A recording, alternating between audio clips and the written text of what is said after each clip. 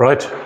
Well, a very good morning to you all. Lovely to see you all. Thanks for coming out to listen to our presentation on the subject, Are the Gospels Reliable? We've got the pleasure of the company of Richard, who's going to speak to us on the subject and offer his presentation. So I'll just hand over to Richard and off you go. Okay, thanks very much. Good morning, everyone. So this is a topic that some of you have heard me speak on before, and people have said they wanted to hear it again, so in slightly revised version as well. Okay, so what are we looking at with the idea of the Gospels being reliable? Well, the four Gospels are obviously the foundation of Christianity, aren't they? That's how we know who Jesus is. Those are the records that we have of Jesus's life, and therefore the foundation to becoming a believer in Jesus is accepting that those Gospels are true, are a reliable record of Jesus's life. Now, we're going to have to set some expectations. What we're going to do today, I'm not going to attempt to prove to you that the Gospels are true in every aspect. What we're going to look at is the evidence that they are from the time period and the place of Jesus. And the reason that that's a question that's worth looking at is because it's something that people question. Okay, people sometimes say, okay, well, we've got these Gospels, but maybe they were written hundreds of years later. Or maybe they were written around the time, but by people who couldn't have known who this Jesus was, were from a different culture, from a different place, were perhaps writing in a different language. Or, okay, we have got things that were written around that time, but they've sort of changed over time, and what we've got today doesn't really reflect the originals. And so what we're looking at today is not matters of faith, whether we believe that Jesus is the Son of God, or whether we believe that he did miracles, but more whether we believe that the Gospels are authentic texts from the time and the place which they claim to be. And if we think about this, we do this with any text or document, don't we? So I'm from Cardiff, not born and bred, as you can probably tell by my accent, but I live in Cardiff, and so on the way here today, I walked past a statue of Nye Bevan. Okay, what's Nye Bevan famous for? NHS, okay, the architect of the National Health Service. So, you know, this kind of great hero to some people. He died in 1960, so before I was born by quite a few years. So if I want to find out about Nye Bevan and his life, well, I could go and ask eyewitnesses. Okay, there's probably people alive who knew him and remember him. He might have family members still alive. I could probably find newspaper sources that talk about things at the time. The fact I live in Cardiff, and we're familiar with the NHS and I speak English, I'm probably able to find fairly reliable information about Nye Bevan's life. But imagine if I was writing about someone 100 years ago in a different country who spoke a different language to me. You can imagine there might be what we sometimes call a Chinese whispers effect, that basically the information I've got is something that someone else got from someone else, from someone else, from someone else. And by the time it's got to me, it's not really that trustworthy. So if we think of a record as being reliable, we're perhaps thinking about something which is from eyewitnesses or somebody who had access to eyewitness sources. They were able to go and interview people who saw these events, or they had texts that they could look at that were written by eyewitnesses. And therefore, we've got some reasonable evidence that this is genuine. We'd expected it would be recorded by somebody who understood the bigger context, who knew the same language as this person, who knew the culture, the politics, the religion that they were existing in. Otherwise, we'd have all sorts of kind of confusion creeping in. And we would expect the account to accurately reflect that context. That we could go, okay, yeah, you're talking about the life of Bevan, and I can see, yeah, what you're talking about, that does fit about what I know of South Wales, in the 1920s or 30s or 40s. And we'd expect it to fit with the intended readership. Yeah, so we're writing a children's book. We don't expect lots of technical language. We're writing, a university essay. We expect lots of sources and evidence to match that. So that's what we're going to address when we talk about the Gospels as being reliable. Do the Gospels fit these kind of expectations of what we have for any written source to try and determine whether it's true? And we're going to look at two areas. There's loads that we could look at, different topics. We're going to look at language, and we're going to look at the personal names. Okay, these are pretty niche. Language is sort of my area of interest. So I've kind of studied languages. I teach. I'm a language teacher. Okay, so this is something I kind of think about a lot. So apologies if some of you are like, what on earth are you going on about? This is something I think about a lot, and therefore, I think about it with reference to the Bible as well, and how the Bible has come to us. So that's an image from a gospel manuscript from many hundreds of years ago, and that's written in what language? Greek. Okay, so the Gospels are written in Greek, all four of them. And that kind of sets a question going off in our minds, because Greece, as we know it today, is a long way from Judea, which is where the Gospels are set. So from a sort of fairly basic level, we might go, well, if I had first-hand accounts of Bevan's life, but they were written in Russian, it's a bit suspicious. It doesn't seem very credible. I would expect them to be in English or Welsh. Until we remember that, we'll come to this, that things were a bit more complex than that. So, this is something that people question, yeah? People sometimes say, well, we've got the disciples of Jesus. They were just kind of fishermen. They probably didn't read and write. They were speaking Aramaic. And yet we've got Gospels written by educated speakers, the fact they can read and write, and they're writing in Greek.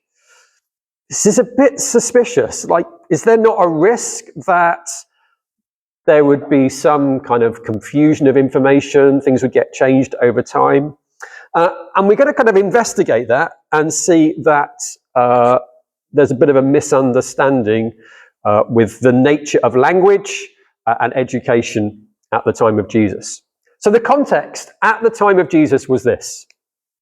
Okay, in the first century, in the area where the Gospels are set, in the provinces of Judea and Galilee, yes, people spoke Aramaic in their daily life.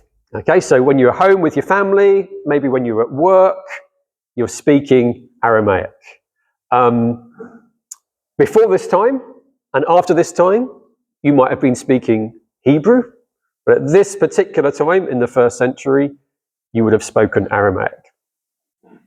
But you would also have spoken Hebrew, because when you went to the synagogue to worship, the prayers, the readings from the Old Testament would be in Hebrew.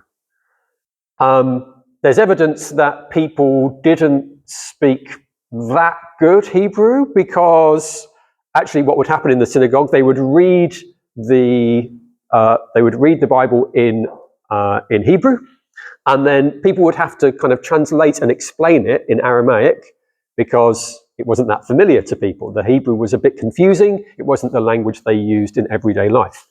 We've kind of got a similar example. I don't know if you've seen the Lindisfarne Gospels, which are in the British Library in London. Okay, they're a Latin manuscript of the Gospels that's, I think, about 1,000 years old. And in between the lines, they've got a little translation to Anglo-Saxon. Okay, because in church, they would be reading it in Latin, but people would be like, I get the odd word, I don't really know what they're saying. And so they would explain it in Anglo-Saxon so that people of the time could understand it. Now, if you were in Judea in the 1st century, you would also speak some Greek, because that was the shared language of the empire. Okay, just as lots of people around the world speak English today, because that's often how you get a good education, that's how you get a good job. If you're working in trade and business, in tourism, you need to learn English for that reason. Well, back in the time of Jesus, that language would have been Greek. Okay, if you were traveling outside your local area, if you were dealing with kind of some elements of the government, if you were in trade, you would need Greek to be able to do that. And you would also know a bit of Latin, because this was the Roman Empire. Okay, so documents to do with the empire, legal things, sometimes military things, are going to be in Latin to some extent, because that's the language of the government. Okay, that might seem a bit strange for people to be operating in 4 languages. It's particularly strange maybe in the 21st century, but I mean, even in our own country, a few hundred years ago, this wouldn't have been so unusual. Okay, so I live in Cardiff. If you go back maybe 800-900 years ago, okay, and you think about what the situation would have been. So I'm guessing Cardiff would have been Welsh speaking at that point, but close enough to the border with England that probably if you went to the market, you've got maybe people coming over the border, people coming from Herefordshire, Somerset, places like that. You might have to communicate with them in English. And then you'd go to church and the service would be in Latin. So you'd have your home language, Welsh, you would have the language of trade and kind of wider interaction and travel, English. You would have the language of religion, Latin. And 900 years ago, then the rulership of Britain was Norman French speakers. So if you had any interactions with them, if you had to go and see the Lord of the Manor, or you were in court, that might be happening in Norman French. So you would have to operate at some level in 4 languages. Okay, you probably wouldn't be fluent, but you would know something about what those languages were. Now, why is that relevant? Well, that means that you can date a document fairly accurately from the language that's used in it. Okay, so thinking about that kind of Cardiff example, if we've got a text that's entirely in English that claims to be from 800 years ago, doesn't seem very authentic. Okay, because that doesn't fit the linguistic landscape. Okay, so we've got 4 Gospels written by 4 different people. We get a bit of a taste of this variety of languages just by looking at their names. Okay, Matthew's a Hebrew name, Mark's a Latin name, Luke's a kind of Latin name that came into Greek, and John's a Hebrew name. Okay, so even the people writing this come from a culture where these different languages are spoken. And they're not presented as, illiterate peasants. We've got Matthew, who's a tax collector. So he's interacting with the local people. he's interacting with the authorities, the chances are he's going to be speaking some of those languages pretty well. He's going to be able to speak Hebrew, Aramaic to talk to the people that he's extorting money from, and he's going to have to speak Greek or Latin to the people that are his paymasters. Luke is a doctor. Again, the language of education would have been Greek. It's unlikely that he would be someone who's illiterate if he's educated enough to be a doctor. But again, the fact that he interacts with patients, his patients might have spoken other languages. So certainly, educated, literate in Greek, and probably, multilingual as well. And John, okay, he's a fisherman, but he's presented as living in an area of Galilee where he would have probably had to interact with people from other provinces. He's running a business, he's selling his produce, and he would probably have to do that through Greek as a language of trade. And what is claimed in the gospel is that 2 of these are eyewitnesses, and 2 of them are people who at least had access to eyewitness accounts. Okay, so you can see how we're building up a picture which indicates that the fact that the Gospels are written in Greek fits with the time. That was the language that you would use in order to reach a wide audience. There's no point in using Aramaic because that's only going to be spoken locally. If you want to spread your message wide, you do it in Greek.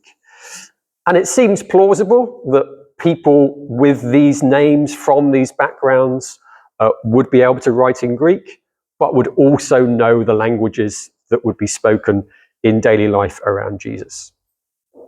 Now, we can go deeper and find clues of this in the Gospels, because although Mark is written in Greek,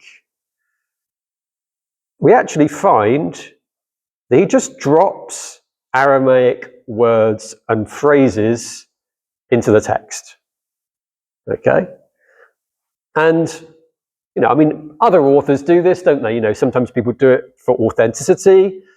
My guilty pleasure at the moment is watching reruns of Poirot, and he always puts these little, French phrases in a slightly kind of contrived way to remind you that he's Belgian. But it's pretty basic stuff. It's your bonjour, bonsoir kind of things. Mark goes a bit more complex than that, doesn't he? He's saying, Talitha kumai, Ephatha. This isn't just your everyday throwaway. Let me put a little word in there to make it sound like this is authentic. This has got much more of a sense of these are records of things that people were saying, okay, and that Mark knew. And notice as well, he explains them, okay? So he's aware of his audience. He'll say the word in Aramaic, and then he will explain it, or he will just repeat it. So he says Abba, which is the Aramaic word, and then he says Father, which is, a translation of the Greek word, to explain what Abba means if we didn't know. So we can see from that the characters of Mark's Gospel, and that's Jesus, that's his disciples, that's the people that Jesus heals, they are presented as speaking Aramaic in daily life. Okay, now we can question whether or not these were real stories, whether Mark's Gospel was made up, whatever, but it's authentic in its presentation of people at the time speaking in Aramaic. The fact that Mark is translating those phrases tells us that his readers don't speak Aramaic. So he's aiming it at a wider audience than the local people. He's aiming it at people who live further away, maybe other parts of the Roman Empire, and therefore he's writing to them in Greek and he has to explain the Aramaic phrases. And that means, of course, that he himself speaks Greek and Aramaic. We don't know how well he spoke Aramaic, but the fact that those phrases aren't, kind of very basic phrases, they're more complex, and the fact that we can check that he has recorded those accurately, he's recorded the sounds accurately, he's recorded the translation accurately, he knows both those languages. A little point that we won't have time to look at is one of those examples is actually a quotation from an Aramaic version of the Old Testament. So again, the fact that Mark is using that shows he knows more than just a few basic words. Now, Mark also uses Hebrew. So he's writing in Greek, but he will drop Hebrew words into the text. Sometimes these come across in English, sometimes they don't. Okay, so Jesus on one occasion, in the words of Mark, says, "Truly I say to you," and he's using the word Amen. Okay, it's not using a Greek word for truly, he's using a Hebrew word for truly, Amen. He uses the word korban. He uses the word Hosanna. Okay, these are Hebrew words, not Aramaic words. Now, looking at that slide carefully, you'll notice that he's explained korban, that is, given to God, but he hasn't explained Amen, and he hasn't explained Hosanna. So there's something interesting going on here. Now, if we went out into the streets and said to people, "Do you know what the word Amen means, or have you heard the word Amen?" Most people would know that word, wouldn't they? They might not be Christian, they might not be, they're probably not Greek or Hebrew speakers, but they know the word Amen. If you went and said, "What does the word korban mean?" Probably not many people are going to know that word at all. They're not going to recognize it. You go and say, "You know the word Hosanna?" And they go, "Yeah, I remember that, those school assembly bangers. Yeah, sing Hosanna. Yeah, we used to sing that at school. I remember that word." Okay, so we've got examples where sometimes with his Hebrew words, Mark explains them because they're not words that his audience would know. And sometimes he doesn't bother explaining them because he knows everyone knows what Amen means. Everybody knows what Hosanna means. Okay? Again, this tells us something, doesn't it, about who Mark is writing to. If you went round the Roman Empire in Mark's time and said, "Do you know the words Amen and Hosanna?" most people wouldn't know. But the people who would know would be Christians. Okay? Greek-speaking Christians all around the empire would know the word Amen, wouldn't they? They would hear it every Sunday. They would know the word Hosanna. They would probably have it in their hymns. They would have it maybe in some of their readings. So Mark is writing, we can see from this, to a Greek-speaking Christian audience who don't know Hebrew, which is why he has to explain words like korban. Okay, now Mark also uses Latin. Okay, so we've got some examples. The example of the demon-possessed man who says, "My name is Legion, for we are many." Now again, like, okay, well, Legion, we know Legion, like that's a Roman unit of the army. If you didn't know about Rome, if you didn't know about the Romans, you wouldn't really know what Legion meant. My name is Legion, for we are many. What? Like, I don't see the connection. It only makes sense if you know that Legion is a big group of soldiers. Okay? So again, that tells us that Mark is writing to an audience who maybe they know Latin, or maybe they know some of this Latin vocabulary because it's the language that they experience in their daily lives. And we've got other examples of that. Executioner. Mark uses a Latin word. Scourged, he uses a Latin word. Can you see any connection between those three terms? what might link a legion, an executioner, and scourging. Soldiers, okay, this is about the military, okay, or about the justice system.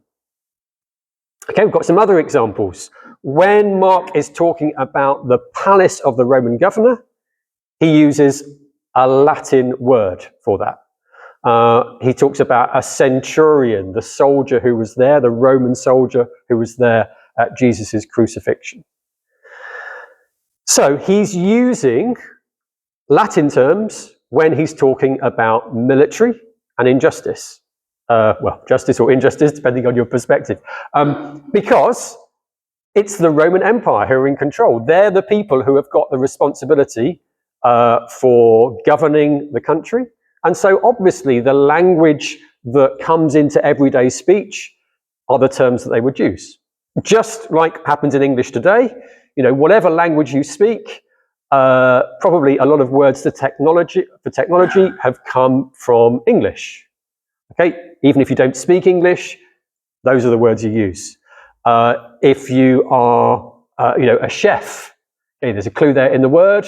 You know, a lot of vocabulary to do with food, cuisine. There we go. There's another one. Comes from French. Okay, even if we don't speak French, those are the terms that come into the language because French culture has a particular influence over food. English culture has a particular influence over technology. Latin Roman culture would have been very evident in the language of government and justice. Okay, a few more. Denarii, taxes, penny. They're all Latin words that have been borrowed into Greek. What's the connection? Money. Okay, so again, as you would expect, you've got a Roman government that is in control of the financial and tax system, and so that's the language you're going to be using. Not Hebrew words, that wouldn't make sense. Not Aramaic words, that wouldn't make sense. Not Greek words, even though Mark is writing in Greek, he's using these words that tell us he is living at the time and in this context. And he doesn't bother explaining these, does he? When he was writing in Aramaic and Hebrew, he gave us a little translation into Greek. When he's putting Latin words in, doesn't bother. Because his readers also use those terms. They're living under the Roman government, they're paying taxes to Rome, they've got Roman soldiers locally, they've got a Roman governor, they know these words anyway. He can throw in these Latin terms and they understand them. So, this is what we saw, isn't it? That we've got this multilingual context where people have some ability to communicate in 4 languages. That's what we know historically is what the time of Jesus was like. And we have the accounts themselves, the events themselves reflecting that context. And we have Mark's writing about those reflecting the context. I'd suggest you couldn't make that up, okay? It would be very difficult to, you know, go back and say, right, I don't live in this area, but I'm going to try and make up an account that kind of fits. Okay? If you don't live in an area and you don't know that area and that place in that time, it's very difficult to invent a record that matches it authentically. Okay, just to give you an example, as I said, I'm not a Cardiff native. I grew up in England, and one of the things I had to adapt to when I moved to Wales were Welsh names. You know, not just the plant, you know, all of the place names, but like even people's personal names. I'd never heard the word Geraint, the name Geraint or Ieuan, okay, before I came to Wales. So, you know, if I'd tried to write, you know, a little story about Wales before I lived here and put some names in, you know, I don't know, they'd probably be borrowed from Ivor the Engine or Postman Pat or something, that had no authenticity at all, okay?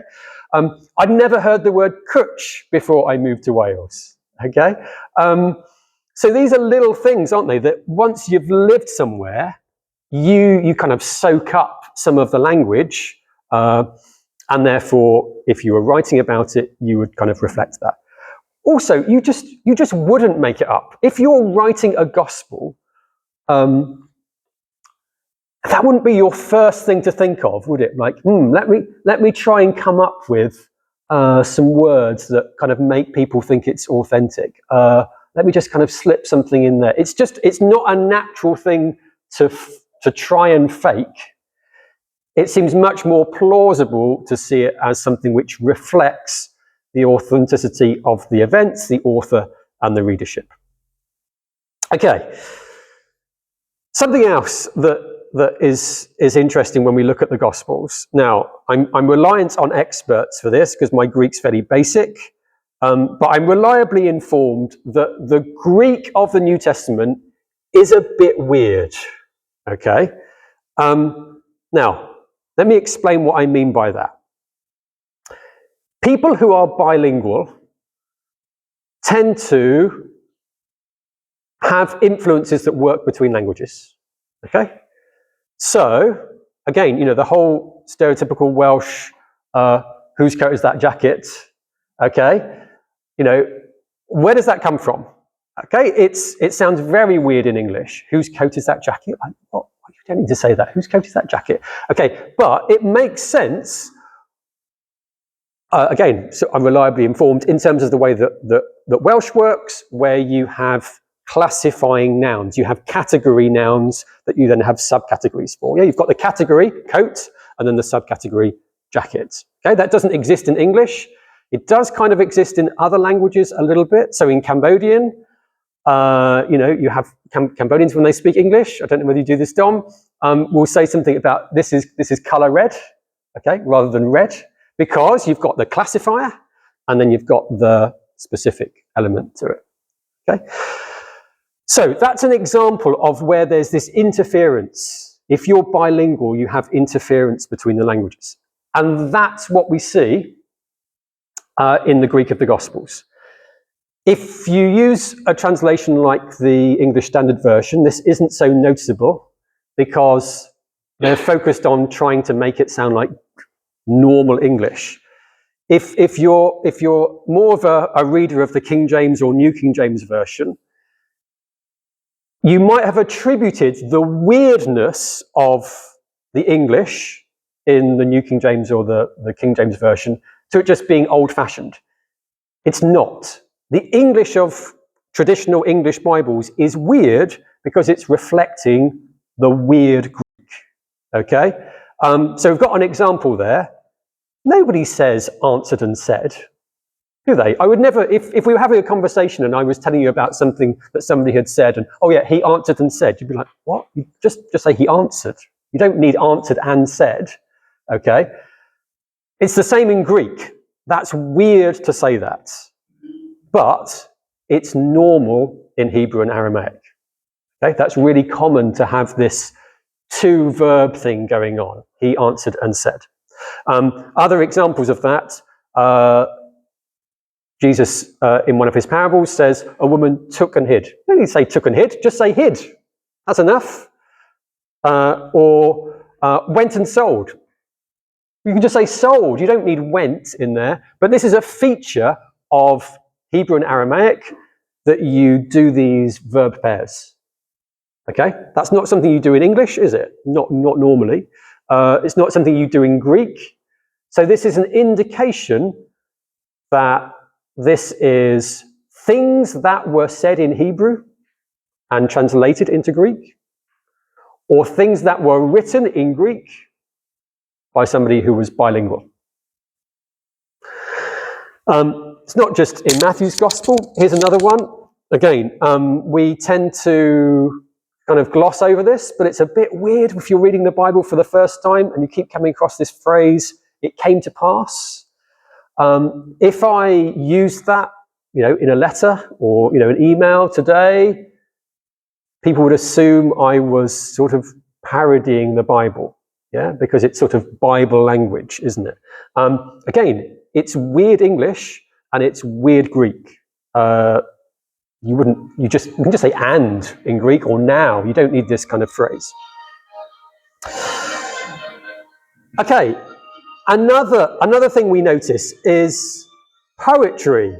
Okay, so poetry is obviously very kind of culturally or linguistic specific, isn't it? Like different languages have different literature, have a kind of different culture.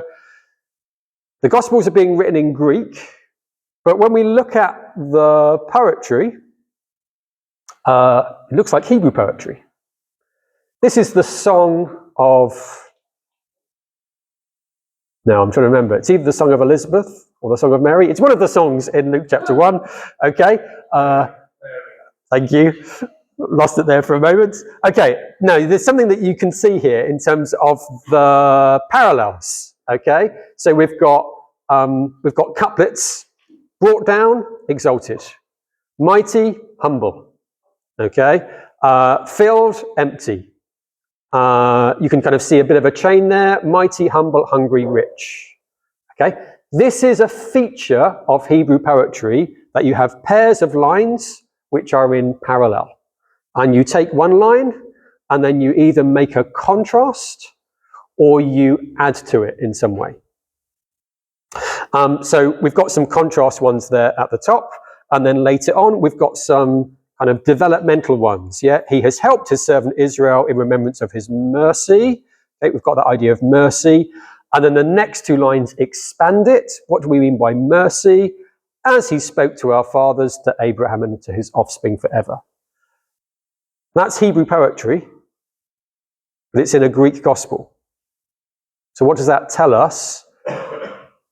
This is either Hebrew poetry that has been translated into Greek, in which case the person who said those words was a Hebrew speaker, or it's been written by somebody who's bilingual, who knows Hebrew well enough to write poetry in Hebrew and knows Greek well enough to write Hebrew poetry in a Greek translation.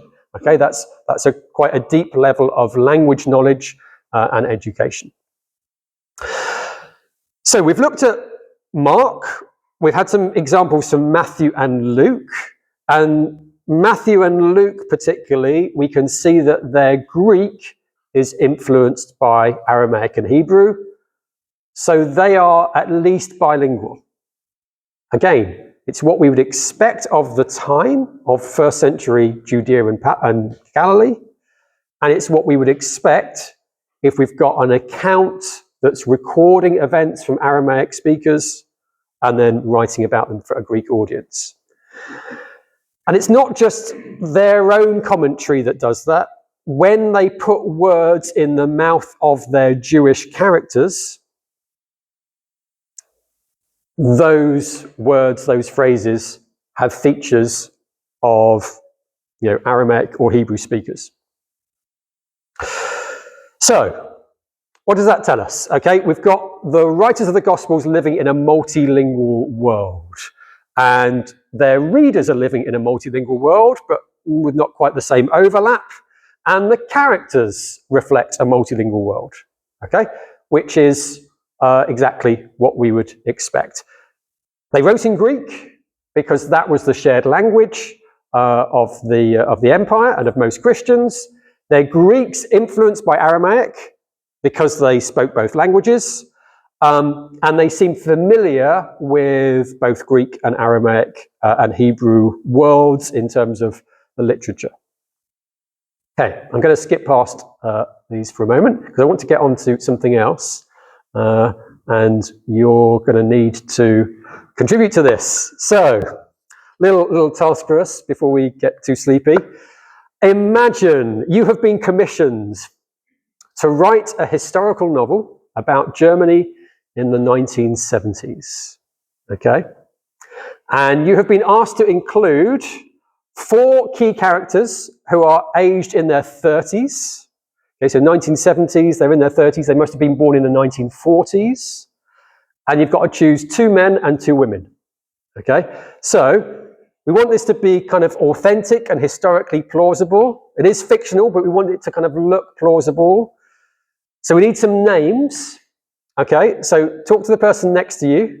Okay, and can you come up with 2 men's names and 2 women's names that you think, yeah, that kind of sounds a bit German, and I think that's kind of what they might have been saying. Okay, and we'll see how well you do. Okay, over to you. Okay, now, first thing to notice is, that would have been harder or easier for different people depending on your background, wouldn't it? So for some people, you maybe learnt German at school. It might be we've got people we might have German citizens in the room, I don't know. We might have people who have lived or worked in Germany. I didn't do German at school. I don't speak any German. I visited Germany once or twice. Some of us maybe have never been to Germany, have never met a German person. So you can see what that task does. Even just that little exercise, before we've thought about any answers, it highlights how much we can kind of learn about someone's background based on the words, the language they use, their knowledge of different places. Okay, so give me some men's names. Helmut, okay. Okay, sorry. Oh wow, that's a long one to remember. Any others?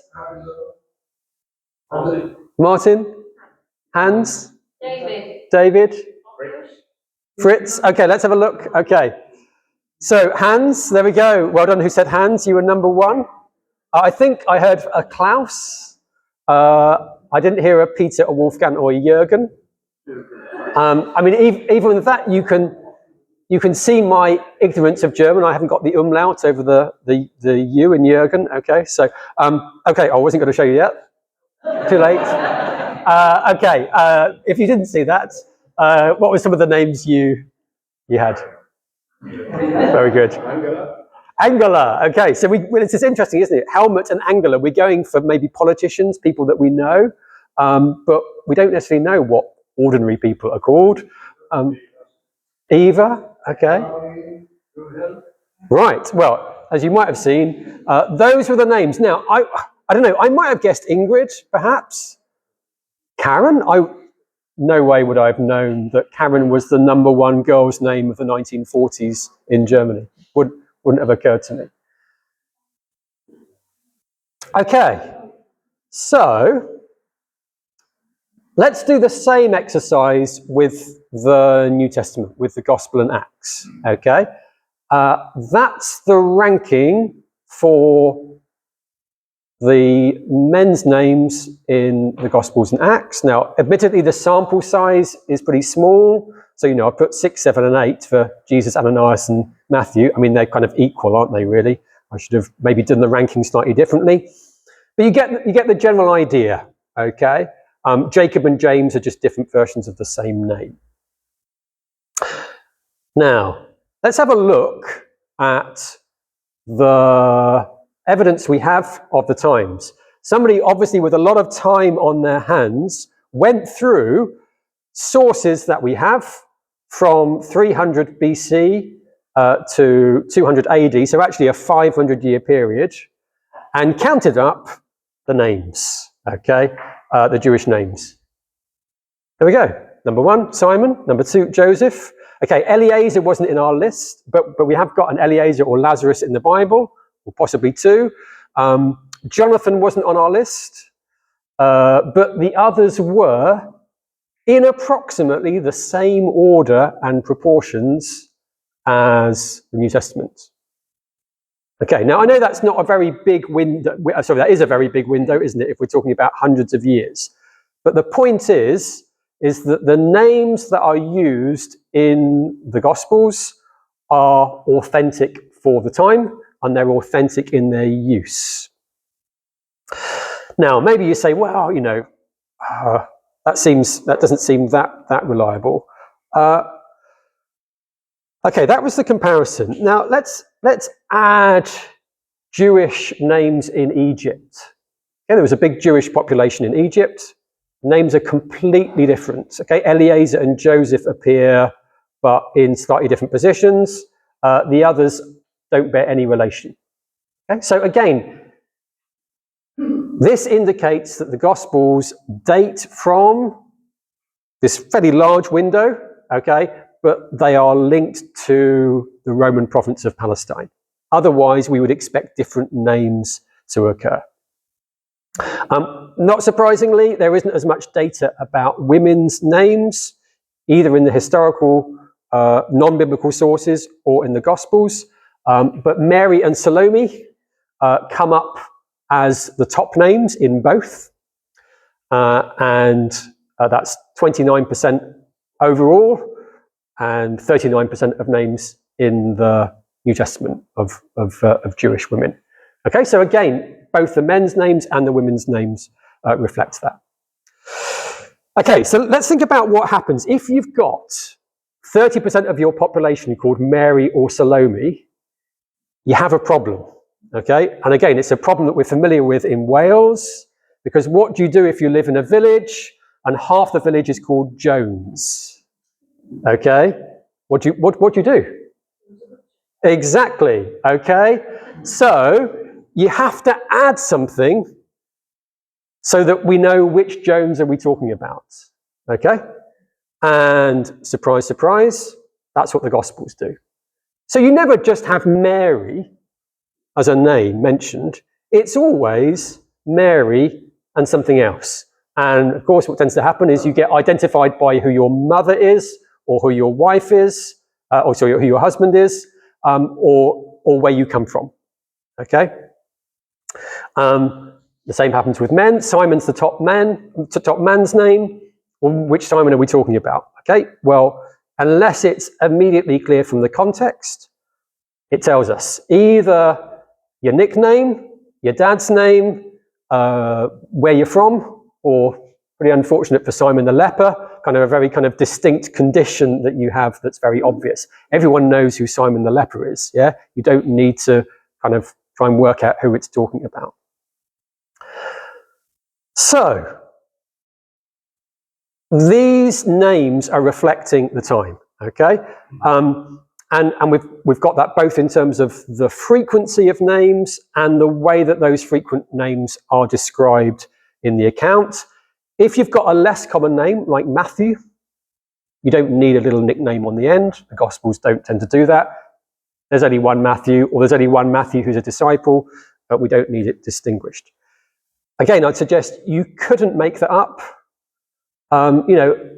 I don't think Mark could have really gone through many contemporary sources and thought, I'm going to set an account in the 30s AD in Palestine, so I need to come up with an authentic set of names, and actually I've got a few Marys, so I need to kind of put some nicknames in. No, if you were just inventing a record, you would just come up with some names, or you might get it wrong, or you would, rather than having lots of Marys, you would just give them a different name so you didn't have to keep explaining which one.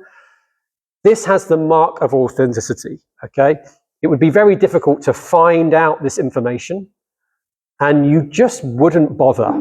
Mark wouldn't be sitting there thinking, I'm sure in a few hundred years, or a couple of thousand years, somebody's going to come along and trawl through 500 years of Greek literature to work out what the common Jewish names are, and then they're going to evaluate my gospel based on whether it fits. Of course he didn't do that, okay? That wouldn't have been in his mind. There would be no reason to do that. There's no way that somebody would bother to do that, okay? It's much more reasonable to suggest these are authentic. Okay, now, I know I've been going for a while, so we need to draw things to a close there. If you would like to know more about these topics, there's a couple of videos. This is my friend John. So he's done a longer presentation about names of people and places. Okay, and so he was the source of some of that data, which again he got from an academic source. If I've been going through some of these things a bit too fast, again, there's a video relating to today's material, again, with a bit of extra stuff about how there's features of Jesus' teaching, which also tell us something about Jesus' multilingual abilities as well. Okay, so lots of information there. I realize that's a fairly kind of academic approach to the Gospels. The point is this: when we are looking at the claims of Christianity, the foundation is the Gospel records. Many people struggle to see those as being texts which could be authentic. And yet, by looking at things like language, geography, politics, culture, different elements of the text, often things which are not so obvious, we can see that they are written by people close to the time of Jesus, by people who are familiar with the context of Jesus' life. And that gives us a foundation that we can then look at their claims, whether they're claims about Jesus as the Son of God, whether they're claims about Jesus' resurrection and miracles are plausible. That's a whole different subject of which there'll be many other talks, but hopefully that gives us a foundation on which we can build our trust in the Gospels. Thanks very much.